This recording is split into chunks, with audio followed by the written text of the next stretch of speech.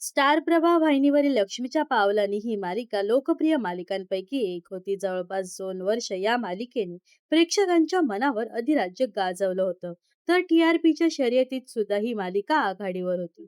या मालिकेत कला ही प्रमुख भूमिका अभिनेत्री ईशा केसकरने साकारली होती. पण ईशाने अचानक ही मालिका सोडली. आजाराचे कारण देत तिने या मालिकेतून एक्झिट घेतली होती. या अगोदर सुद्धा अभिनेत्रीने मालिका अचानक सोडली होती. त्यामुळे ही अभिनेत्री मध्येच मालिका सोडते असा आरोप तिच्यावर केला जात आहे. तर आता अभिनेत्री ईशा केसकरने एका मुलाखतीत याबद्दल भाष्य केलं आहे. ईशाने नुकताच राजश्री मराठीला मुलाखत दिली.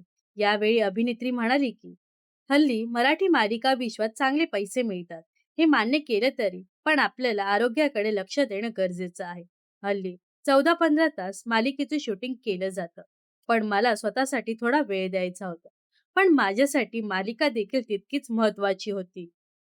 ईशा पुढे म्हणाली, कुठेतरी चॅनल, प्रोडक्शन टीम आणि कलाकार म्हणून मला असं वाटलं, यावर काहीतरी मध्य निघेल. मला वाटलं, यावर काहीतरी उपाय निघेल, पण दुर्दैवाने तसं काहीच झालं नाही. या मालिकेत मी अगदी मनापासून काम केलं होतं. प्रेक्षकांचं देखील तितकंच भरभरून प्रेम मिळालं. त्यासाठी मी कायम ऋणी आहे. माझा कायम प्रयत्न असतो की माझी कोणतीही भूमिका माझ्या आधीच्या भूमिकेसारखी नसावी किंवा माझ्यासारखी म्हणजेच ईशासारखी नसावी. त्यामुळे मी माझ्या कोणत्याही भूमिकेसाठी 100% देते. पण मला हळूहळू प्रेशर जाणवू लागतो. म्हणूनच मला अनेकांचे कमेंट्स येतात. हिला लीड रोल मालिका द्यायला नको. ही मालिका मध्येच सोडते. पण खरंच मी माझा पूर्ण प्रयत्न केला होता, असं यावेळी अभिनेत्री म्हणाली. तर अभिनेत्री पुढे म्हणाली की जेव्हा लक्ष्मीच्या पावलांनी ही मालिका करत होती, तेव्हा माझ्या डोळ्यांना इन्फेक्शन झालं होतं. त्यामुळे सलग 10 तास झोप घेणं गरजेचं होतं. मला आरोग्याकडे लक्ष द्यावं म्हणूनच मी मालिका सोडली होती. तर आता ईशा मध्येच मालिका सोडते, हे ब्रीद वाक्य झालं आहे, असं बरेच जण म्हणतात. तसेच काही जण टोमणे देखील मारतात.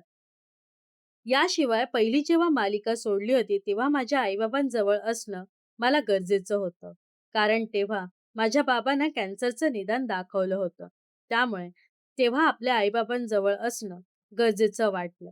असं यावेळी अभिनेत्री ईशा केसकर मुलाखतीत स्पष्टपणे म्हणाली आहे.